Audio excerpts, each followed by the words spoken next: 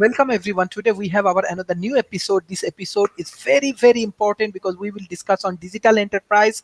We already finished around 340 episodes with the help of our honorable guest, and we are connecting 100 different countries. We are collaborating with 300 corporations, academy, and government bodies around the world, and we are moving forward. We are trying to develop a better ecosystem, and we have our expert panelists for today's discussion, Professor Edwards, Mr. Dan, and Professor David Smith, and hopefully our audience will learn some excellent views about digital enterprise. And I want to start from Professor Edward. How do you want to analyze this topic, digital enterprise, and especially in these COVID situations?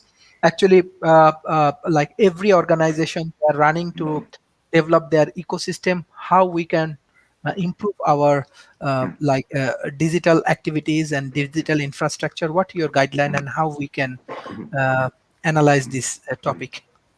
Well, let's think of it this way. When you talk about digital enterprises, uh, digital is another way of communicating and doing business. And in the past, in the US and other countries, for example, we did it through mail and postal. One of the biggest entrepreneurial enterprises in American history was a company called Sears Roebuck. And what happened is as towns grew across America, this is in the late 1800s and early 1900s, uh, these fellows had a very interesting idea. We have a postal service in this country that goes out to different towns and said, what about a mail order catalog? We send these catalogs to everybody. They look at them. They say, hey, I want this, thousands of choices. And then it doesn't matter where you are in the country, you could get something shipped out to you. It was an incredible enterprise, not using digital, but using what was the technology of the day. That is postal and package deliveries. Today, of course, we have digital. Digital is an avenue. It is a way of communicating information, passing information along, and of course, doing business itself. Obviously, the big enterprise in the field in the United States has been Amazon. Amazon started out in the late 1990s with Jeff Bezos literally working from a little metal desk and driving packages to the post office himself. I actually talked to him in this, about this when I met him one time some years ago. And of course, now he's one of the richest people in the world. And the Amazon has revolutionized marketing, but it's because they were able to, basically do digital marketing. They have an incredible website. You can pretty much get anything, anywhere. But digital has gone, of course, be much beyond that. It's now a way of doing business. The fact that we're having this conversation right now, I have similar conversations with other people who I work with about planning, about doing things like that. And it's all done in this particular manner. I send all the information out to them digitally. We edit stuff digitally. Of course, digital is now integrated into the production process. We've had discussions on this show in the past on that.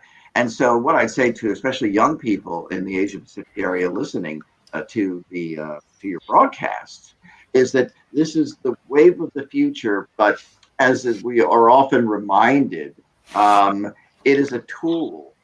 Look at what you want to do with your enterprise, look at what you need, and then look at what the tools are. And of course, digital is a principal tool.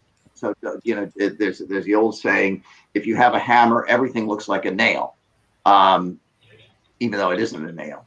But digital is one of these technologies that can be integrated into almost every aspect of an enterprise, whether it's quality control, whether it's communications, marketing, production, marketing research, very important as well. There are marketing research tools that are used digitally, and I'm going to be doing some of that myself. I've done some of that in the past, where we basically try to decide who are the best people for our products, or what videos or what information do they really want? Not just what I want, but what the customer wants, so to speak.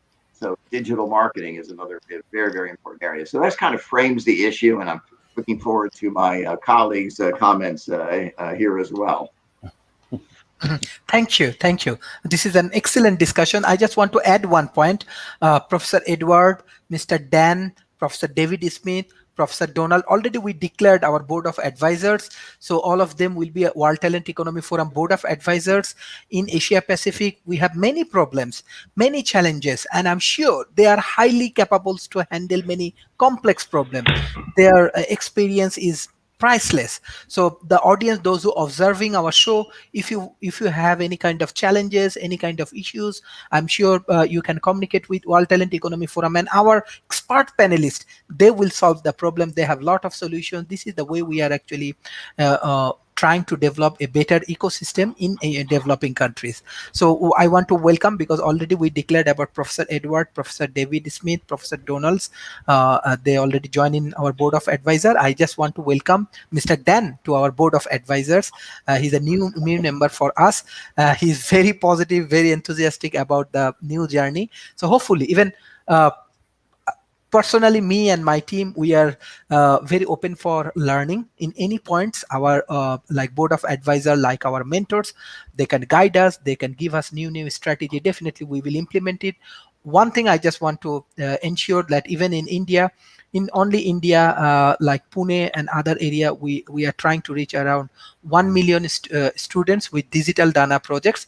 Already we provide our support to these projects. So the all of our content, World Talent Economy Forum and School of Talent Economy, the Indian 1 million students, they will utilize our contents. And if they need any more supported for our from our board of advisor, I will request. And the audience, whatever the problem you have or challenges you have, I'm sure our board of advisor, they are very open and they will help you to develop your new digital enterprise and new develop ecosystem. So Mr. Dan, how do you want to analyze today's topic, and what kind of strategy you want to share with us?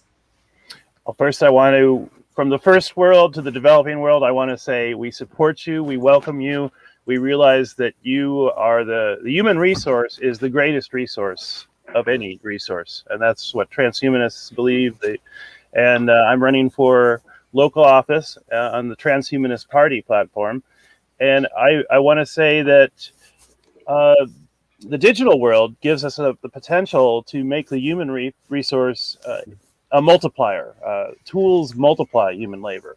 There's a saying that Robert Lefebvre, libertarian, said. He said, "Man's material well-being equals labor plus resources times tools. Tools is a multiplier." So the digital tool is an amazing tool, but we have to give people things like banking, like identity, like currency systems. Unfortunately, the digital universe is a pioneer in all these systems. We have the world of smart contracts that can be done peer-to-peer using digital technologies. And, we want to give the world commerce, but we want to give the world ethical commerce. We want to do right livelihood, as Buddhists would call it. And there are evolving certifications to do this. There's the fair trade certification. There's the climate certification. If you look on Amazon, they have a whole page of different certifications. You can shop for products by different certifications. And I think this is a real game changer when people can allocate their purchasing power to match their belief power. And that's what I'm going to be exploring with something I call Cuponomics, or quality progress economics, quality proposition economics, quality process economics. you can create a lot of acronyms there, but we can have customized digital coupons. QPONS is a website I have for this, and I'll be developing this and putting that forward. But yes, we support you here in the commerce-oriented first world, and we're so glad that you are seeking human freedom and human potential. Mm-hmm. Thank you, Mr. Dan. Professor David Smith, I know you are super busy with your projects, and you are also helping the developing nations with your excellent organizations. If you share few of your experience from your organization for our audience, and how we can develop better digital enterprise system. I'd love to do that, and I really got a kick out of Edward's example with a hammer and the nails. When I was going through and we were doing a digital innovation transformation at one of the intelligence agencies, I actually used a three-legged stool analogy. And how if you don't fix all the elements, kind of like Don mentioned, the stool is going to fall over. And as I look at a digital enterprise, that is so, so true in a digital enterprise, is you've got to go back and understand what a digital enterprise really is, where the hype cycle is in digital enterprise, and we're still in hype in some areas. Some areas we're well along the way, but it's even a challenging definition to come up with, because some people are doing digital enterprises and digital transformation, and it's mostly just educating the people to come along. So if I look at it from a high level view, a digital enterprise is one that operates digitally. It produces product and services, even if they're non-digital. It really looks at how to use technology to seize competitive advantage. And how do I use digital technologies to really produce value for the company, for its customers, and its stakeholders, really. And those are some of the elements that a digital enterprise has to handle.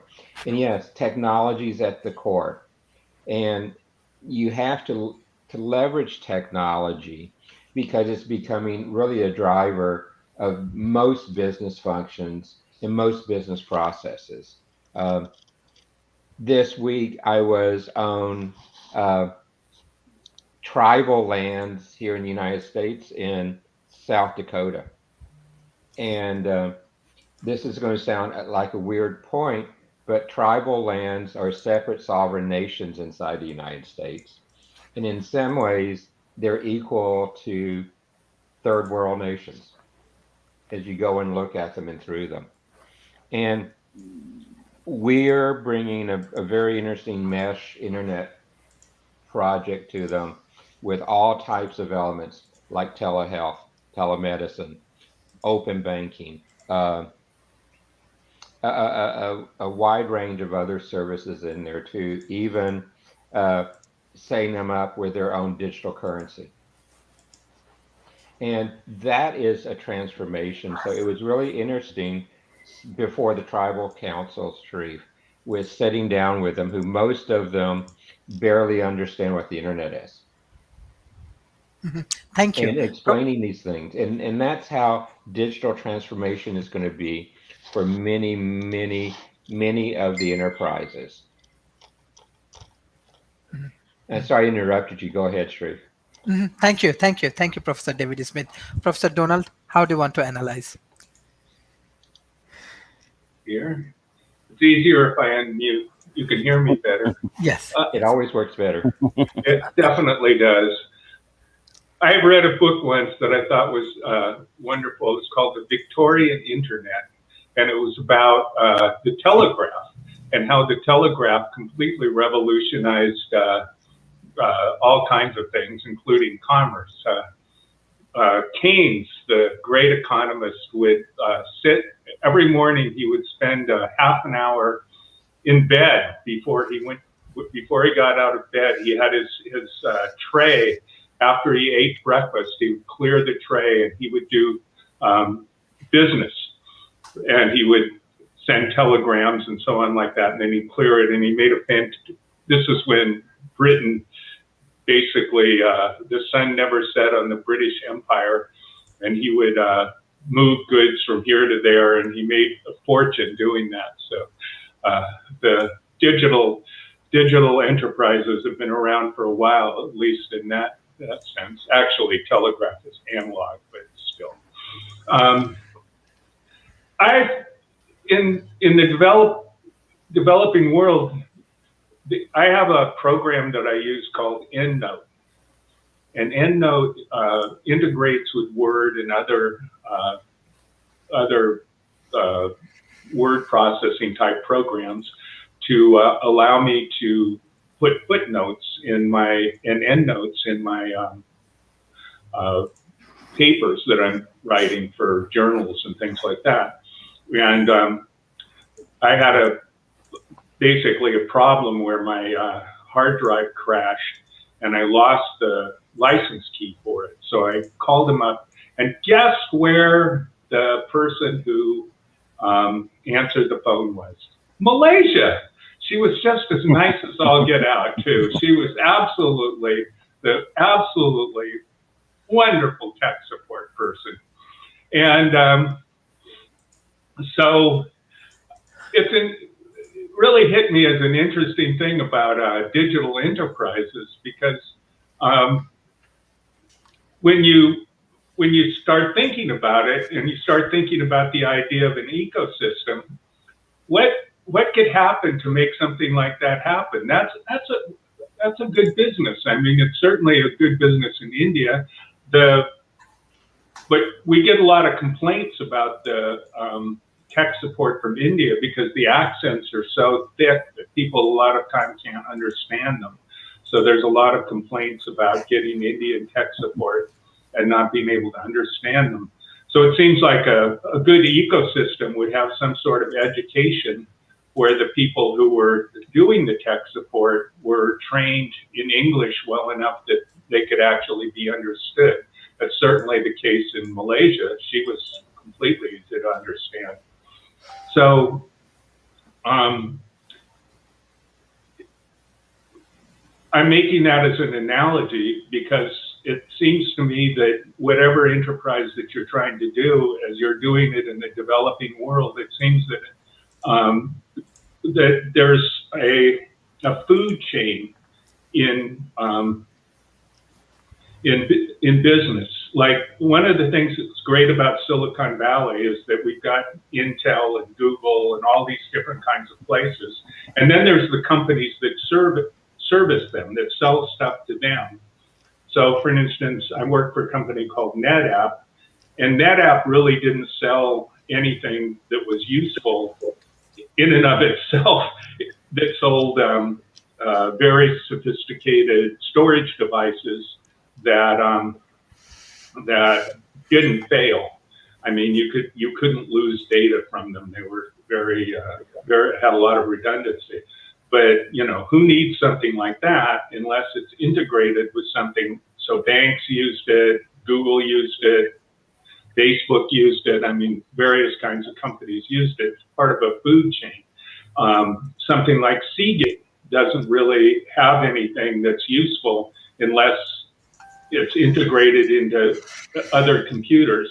So there's a food chain that just keeps going down. There's companies that sell labor.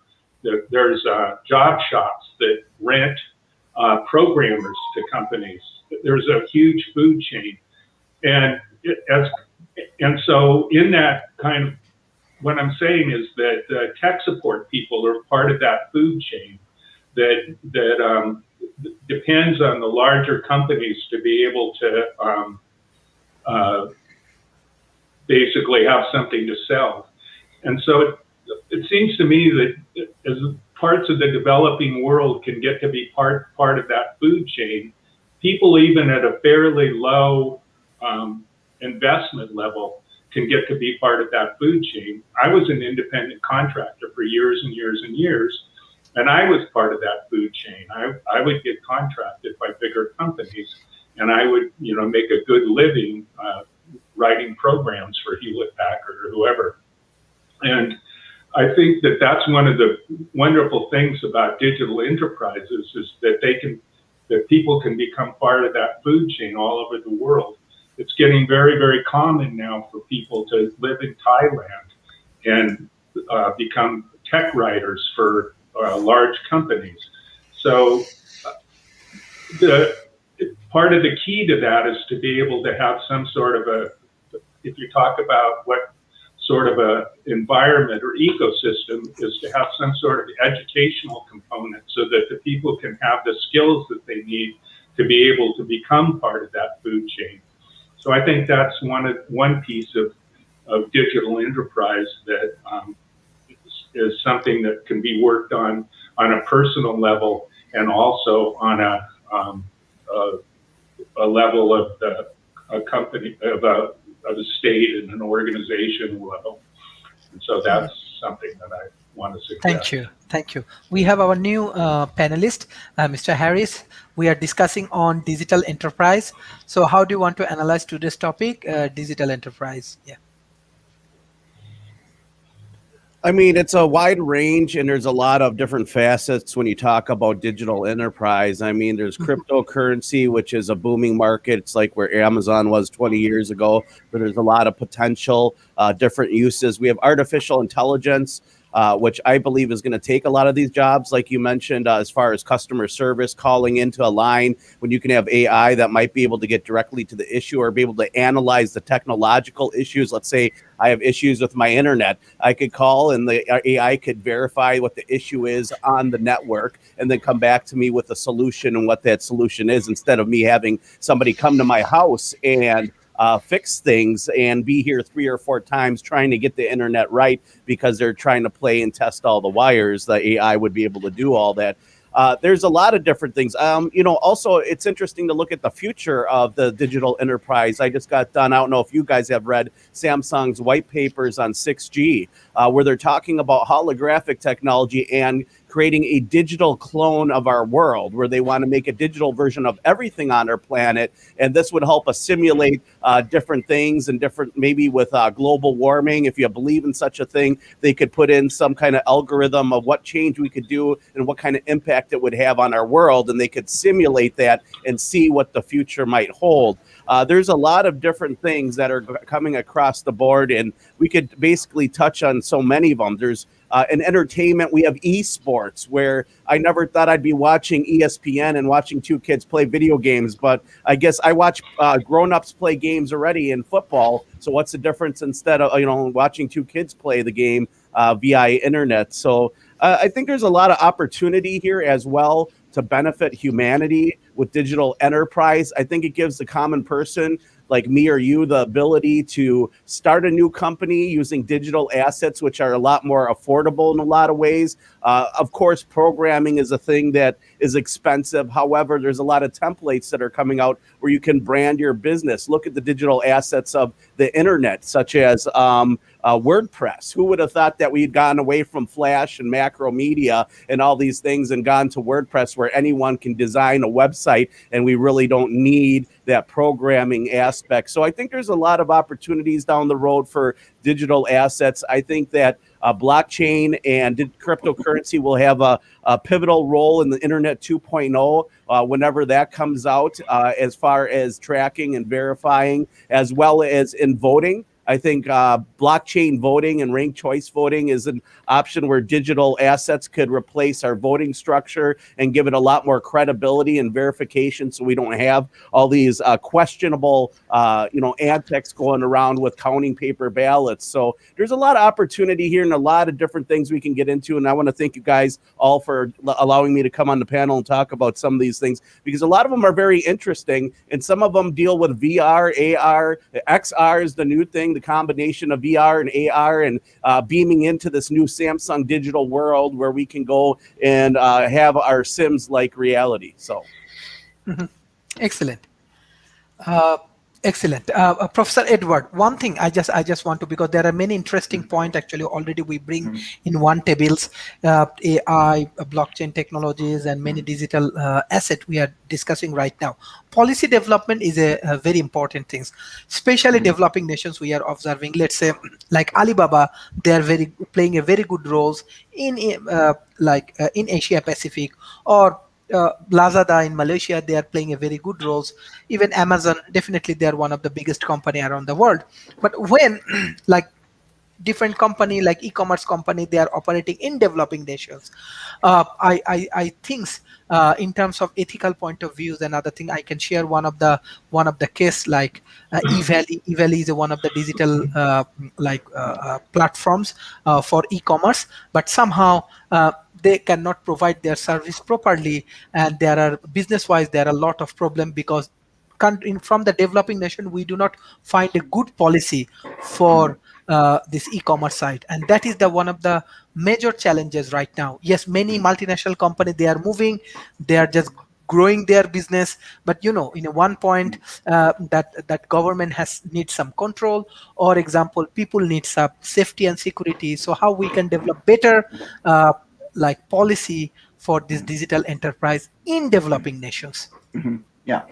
These are very important points. By the way, Christian's points about the potential, what I call the Internet of Things, a lot of other people call it, really are very important. So I hope that listeners look beyond just the sort of things we're talking about to the future that we've heard here. But yeah, public policy really is very important for a number of reasons. First of all, the basic technology.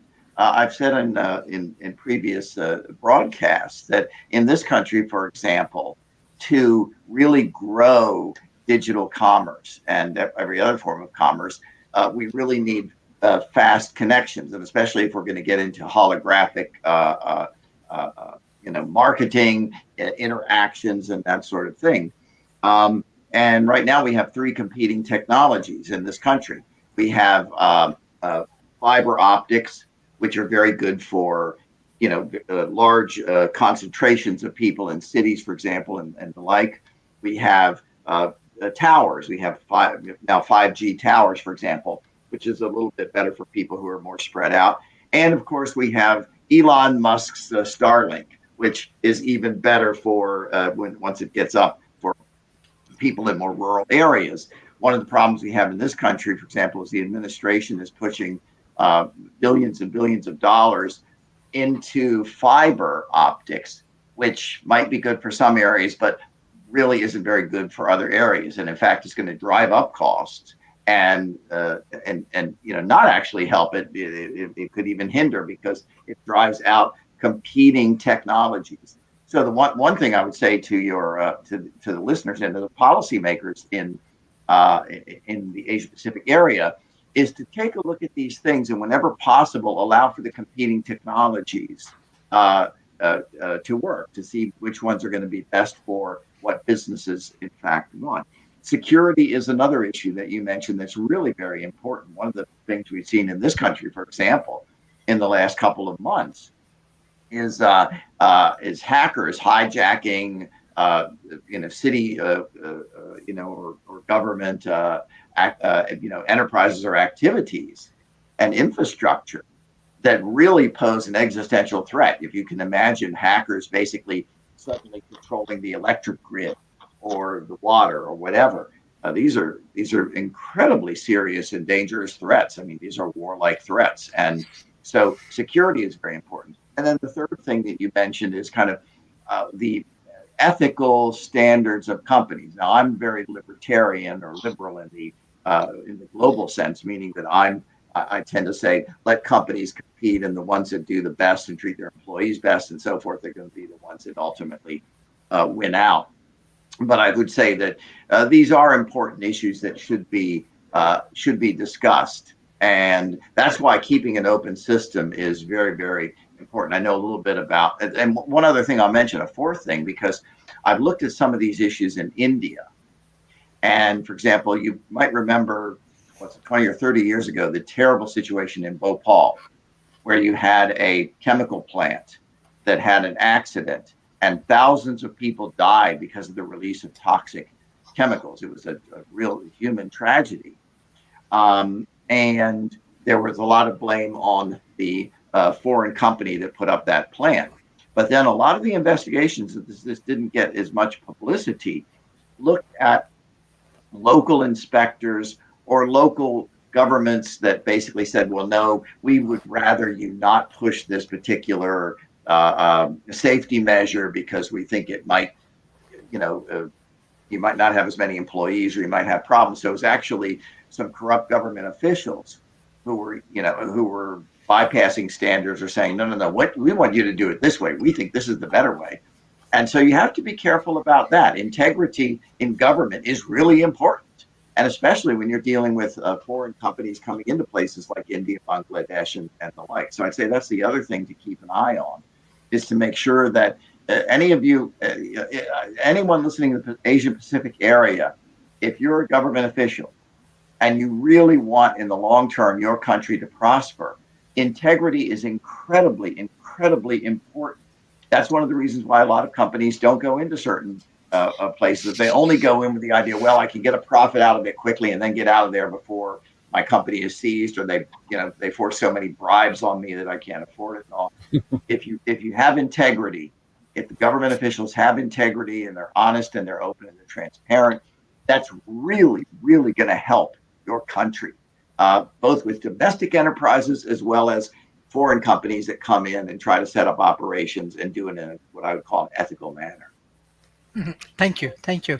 Mr. Dan, actually, this digital enterprise moving from experiment to transformation, especially the COVID-19 situations, many organizations, they do not have any choice. They have to adapt this enterprise systems and ecosystem. But I just want to add one point. If I share like Asia Pacific report, let's say the automations preparations, I want to say we need to improve a lot, and especially example. Let's say if we focus on South Asia, we can find that like India, like Pakistan and India, even though many Indian CEO, they are running many big corporations, especially technology companies, like only 44% preparation. Pakistan has 40% preparation. Australia is in good shapes, 72%. Singapore 70%. Japan 69%. But reality is that we need to improve different area. So in that situations, what is your advice for the developing nations? Because one thing, because I in my personal experience, I engaged with, as I'm from developing nations, I engaged with many grassroots level people. So that's why I can understand the pain. Example, internet connection is not available for everyone. Still, it's expensive for grassroots level people. It's still half of the population, they do not get internet connections. Number two, they do not have enough infrastructures. We do not have, yes, good policy.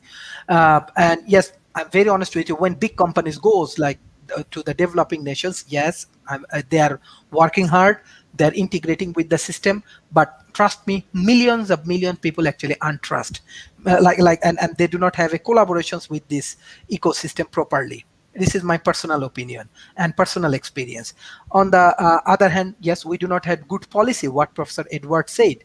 That's why maybe we cannot manage the business properly. So how we can overcome this challenging situation? Because I want to be visionary as well as realistics.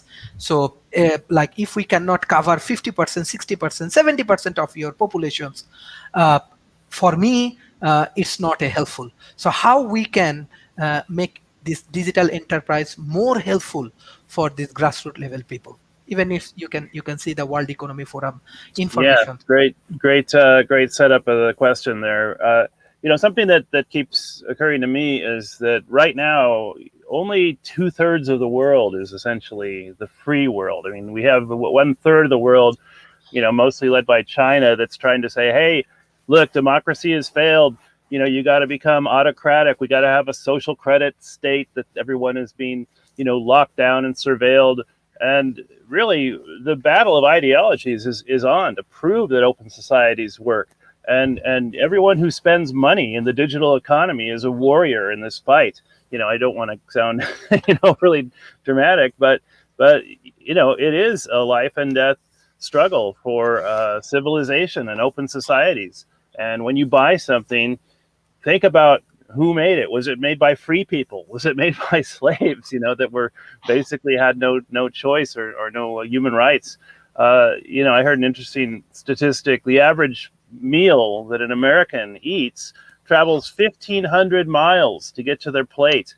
I mean, what kind of sense does that make in terms of efficiency, for the economy? I mean, how many people could have eaten with those excess food miles if we were sourcing our food locally and we had more resilient communities? But Chris had brought up the digital twin simulation thing, and that's a huge area. I mean, that was invented in the 80s in NASA, where they would simulate scenarios and circumstances in the digital world and run tests without breaking, or killing people in the real world. And there's a consortium, actually, the Digital Twin Consortium.org, and they're trying to make all these digital twin environments interoperable, and that's going to be huge. The whole, just by 2025, this is going to be a $25 billion sector with a 38% combined annual growth rate.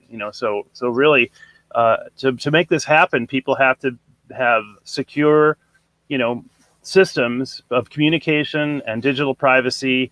And I had a ham radio buddy of mine. I'm an amateur radio licensed operator. KK6 VDR is my extra class call sign. There's millions of amateur radio people around the world, and I love that community of citizen science and open source sharing and peer-to-peer helpfulness. But this friend of mine, back in the 80s, he said he had this white paper about something called the Liberty Bell, and it would be something you could airdrop over like unfree people, and it would basically be a self-contained, way to communicate with the rest of the world without your government being able to censor it. And I mean, I think if we could, if the free world airdrop units like that over the less free world, I mean, maybe they'd think that was an act of war, but I think it would be an act of transhumanist peace.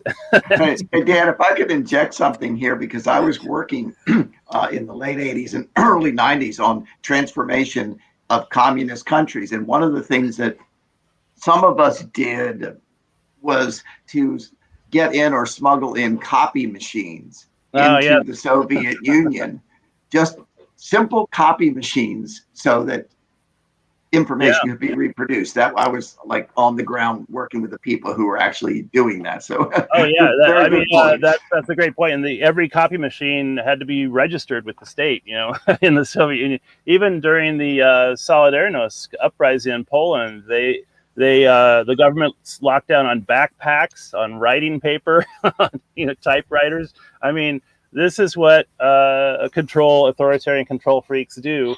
And we just have to be better and smarter and faster and funnier than these guys, to overcome their silly plans. So what I love about running for office is, at the city council meeting, you get like 3-minute public comment period, and I just consider this my extended public comment period. Being able to run. Okay, Professor David Smith, what do you want to add? There's a quote that I ran across recently from a guy who's the chief system architect at one of the states here in the United States.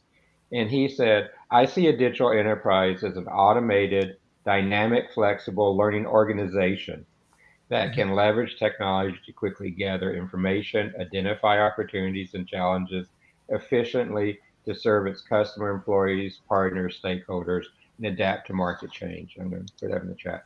I think that's a great way to begin to describe the digital enterprise.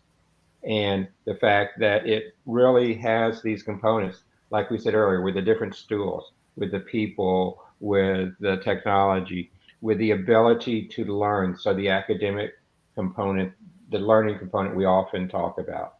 And you've got to have those elements working together to be successful in a digital enterprise. But Sharif, one of your questions is how do you work it and how do you put it in place in the communities? And there's actually a group called the opengroup.org.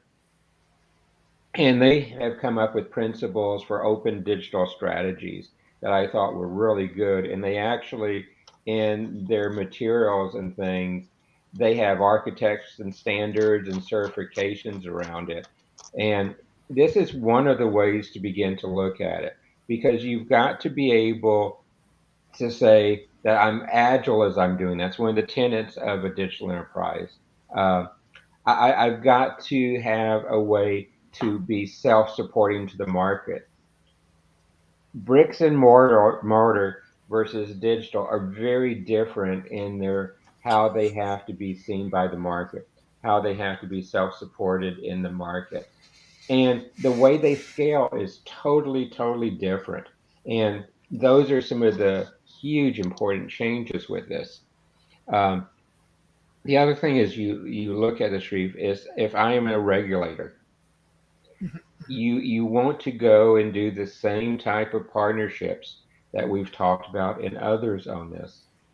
My experience, particularly when you're trying to change how a society works, how a company corporate culture works, is you have to involve the broader piece of the ecosystem, not just in the company, but the suppliers to the company, the way you put the pieces together. Um, when I was an executive at Semitech and we were recovering part of the semiconductor industry back to the United States, we formed another corporation called Semitech, which pulled in all the suppliers to it. So Semitech was the top uh, 18 semiconductor companies in the United States. We had 286 supplier companies, partner companies in Semitech. Then we had an academic program with over 100 universities, technical schools, community colleges in it, because we had to change that area to transform an industry that is the base level of the digital enterprise. And that was where some of my real insights on this come, is you've got to change that element. And to a regulator, he cannot just say, do it. We were doing something at the CIA, and I was the principal designer of InQtel there. And George Tenet said the employees there would do it because I said so. Well, that's not how it works. We had to work across all of their enterprise to be able to bring innovation back into the organization. And to me, that's what your regulators need to do too, is work across that way. Thank you, Professor Donald.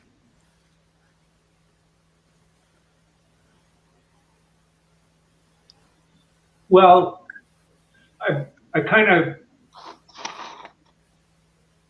go back to what I was saying. Some people were talking about 5G and how exciting 5G was, and contrasting it to optical. But 5G depends on optical. You need to have the backhaul for the 5G towers, and 5G towers need to be extremely dense. So they have to be very, very close together. And so a huge amount of optical has to be put into place to make 5G work. And if you're trying to get 5G into a developing country, going back to what I said, is that it's the food chain. If you can find a way to have some company like Samsung or Nokia or some other, Nokia now does that. They put in they don't make phones anymore. They do things like putting the infrastructure, and if you can find a reason for them to put it into your country, then you can get them to do it for you because they can make money doing it. So part of digital enterprise, part of it as developing the ecosystem where you have actually the skilled people that can do the work that they need to do, is part of what you need to do. And we're talking about open standards, and that's a very desirable place to go. And I've been working with open systems since they started. I mean, I was working on the very first Unix ports when they were, I ported the assembler for the 8086 to the 286. I was working with Unix since day one. I worked on the Intel port that became SCO. And so I'm an open systems guy from day one, and I'm going to tell you that there is a lot of inertia against that happening. I have a friend who made a lot of money actually working on the interoperability of hospital systems in Finland. Now, Finland has a top-down medical system. I mean, it's government-controlled medical system. So you'd think that the hospitals there would have some sort of homogeneous computer systems, and it would be easy to interoperate. Nope. Every system was different than every other system. In the United States, it's been a lot worse. So it's taken a long time just to get the hospital systems to interoperate with each other. It's still not done. And so the ability to start getting things to interoperate with each other is going to take a while. When I worked for NetApp, one of our biggest customers was Cisco, and Cisco had demanded that all of the billing and exchange was in their special electronic data format. So we had one customer, and that we had to use one particular data format to bill them, and then other customers were different. So it's a business. It's a huge business. Just being able to get things to talk to each other, and it will be for a long time. And so we think of the higher level things of stores and selling things and stuff like that, but there's an incredible business down below that you don't see, of all the ability to get things to interoperate with each other, and be able to get things to talk to each other, and be able to start getting things so that they actually work. I mean, Starlink is great, but the fastest they think they're going to be able to get is something like 15 milliseconds.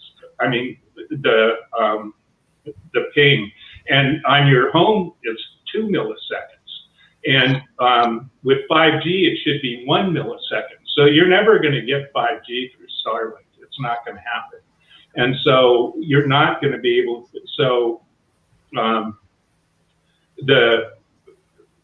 what you're going to have to do, the kind of like software you're going to have to develop, and the concepts you're going to have to develop are going to have to be different for what you're going to be able to do through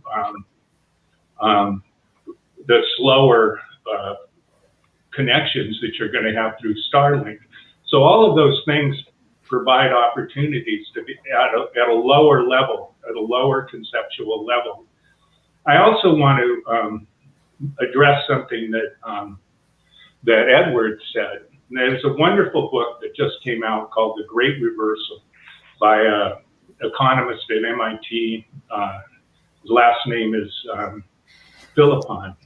And he looked carefully at the consolidation of enterprises in the United States and compared them to Europe. And he showed how originally that the United States basically had freer markets, and that Europe copied the United States' model of free markets. And that as time went on, the way that the Europeans did it allowed for free markets in Europe, and the United States markets became less and less free. So right now in France, in the United States, a cell phone plan is inferior, but it costs 4 times as much as it does in France. And he went through a whole number of things, like, for instance, medical care in France has better outcomes right down the line, lower infant mortality, longer lifespan, lower maternal mortality. Just if you look at actual measurable outcomes, it's much better in France than it is in the United States, but it's half the cost.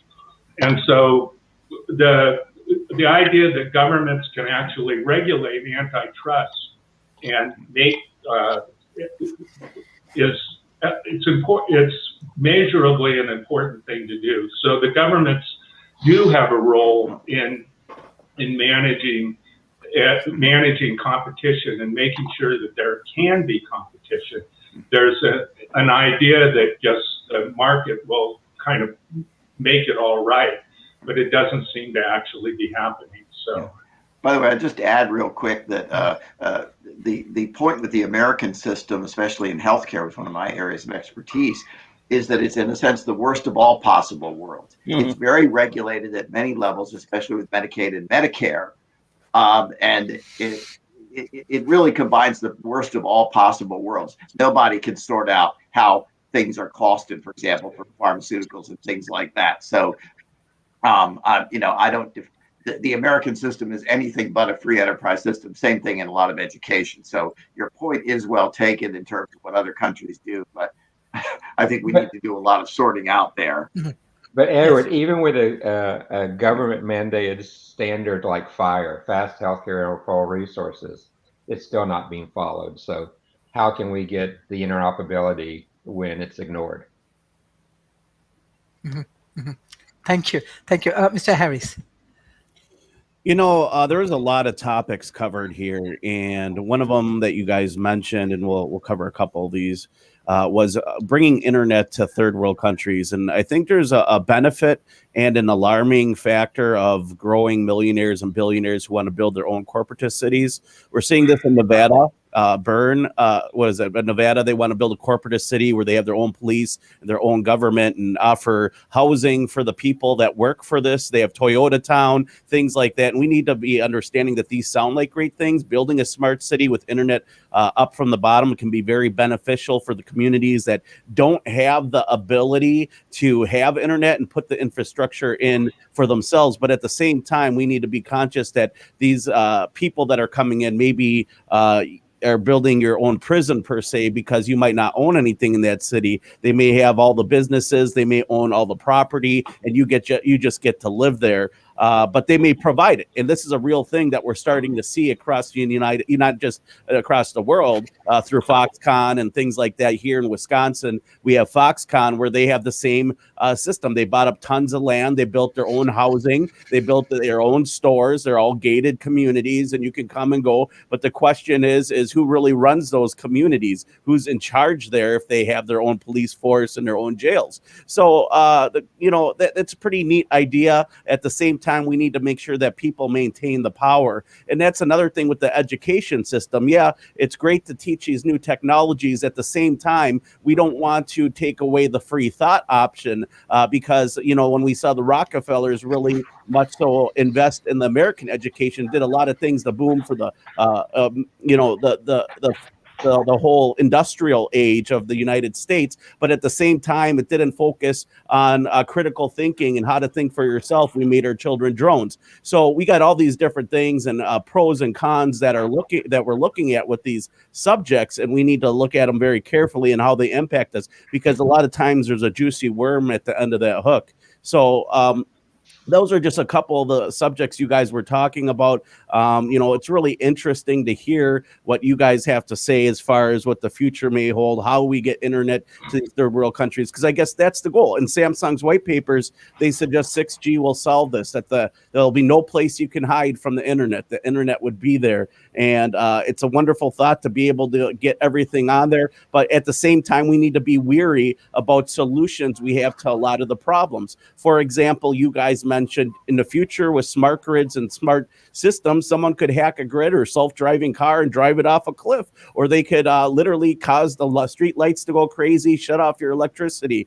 So how much better is the smart grid from the analog system, where we didn't have to worry about these safety concerns? And secondly, when they come in with this idea of Internet 2.0, which is going to be a blockchain style internet where they will require you to have some kind of login to get in, how long is it before conditioning from being banned from Facebook is you no longer being able to be on the internet because somebody doesn't like what you say? So there's a happy in between on all this. But the problem is that these solutions that are often given to us offer more problems than we originally had. So I think that a lot of these things are great ideas, that there's a solution, but we have to find a happy medium that benefits the collective and the individual, and gives them the ability to still be an individual without being part of a collectivist hive mentality here, where we're forced into learning things in education where somebody might be much better at something else if they would have so chose to done it and been much happier with their life. So that's all I got. So thank you guys. Excellent, excellent. I directly want to go for the concluding remarks. Before I go for the concluding remarks, I request all of our audience share our content as much as possible with your government, with your policymaker, with your corporation and academia.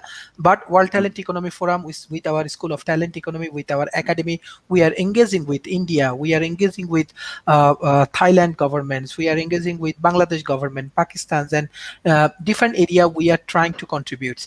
And most important thing is that with the proper contribution, I believe that we can solve this problem. I'm also from a developing nation, but I can understand the pain of the developing nations.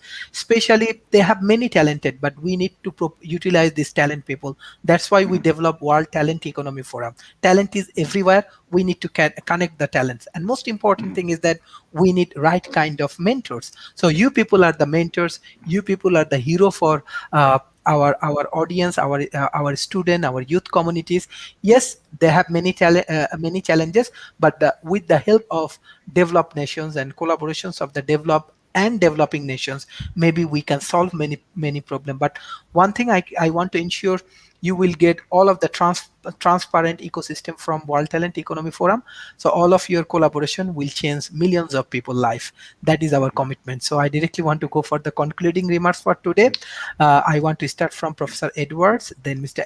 Dan, then Professor Donalds, and our friends, Mr. Harris. Professor Edward.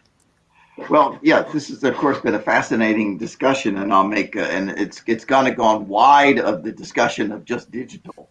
But in a sense, most of our conversations, that happens because all of these things are integrated.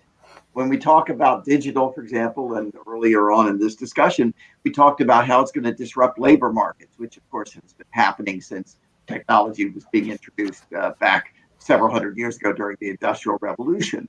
And so there's an education component always. There's a component of what kind of balance you have between government regulation and the private sector.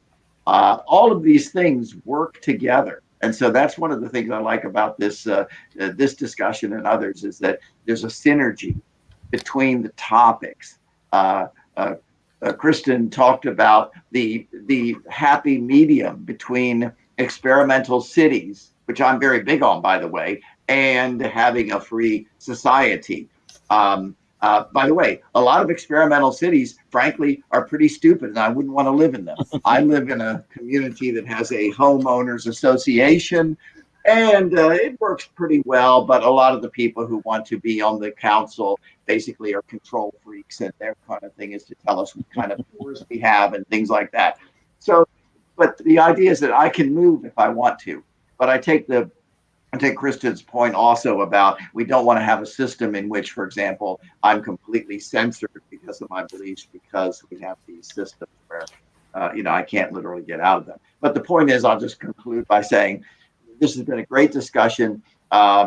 Digital is going to be it's not the wave of the future. It's here right now. The only question is, how's it going to be applied? And the entrepreneurs and officials listening to me have to think in this integrated, synergistic way about technology and about social institutions and how they're all going to work together, hopefully for a prosperous and, one of my key points, a free society. Thank you. Mr. Dan. Yeah, I really enjoyed getting to participate. I had a wonderful older brother, and at the very young age, he introduced me to two people that really shaped my life. One was Buckminster Fuller, the whole systems, planet's friendly genius, who's no longer with us. But I actually got to typeset his last interview that he gave to Carolyn Roper-Deo in 1983. And he said, "Of course I'm an anarchist." It was like he finally came out and, put it in print. But his thing was making a world that works for everyone, where no one is living at the expense or taking advantage of anyone else. And he was a whole systems design scientist, thinker. You start with first principles, and you take the idea that if someone can do something for the good of society, they better start doing it, because really spaceship Earth is in terrible peril right now. When I was born in 1960, there were 3 billion people on the world. Now I'm 60 and there's almost 8 billion, and we've lost half of the species diversity on the planet. I mean, the biosphere, it's not just climate. I mean, there is huge biosphere degradation going on. And fortunately, the digital world and commerce is a way that we can address this. So education, learn about people like Buckminster Fuller, design in a whole systems way, and take care of each other. And we'll see you next time. Thanks again. Thank you, Professor Donald.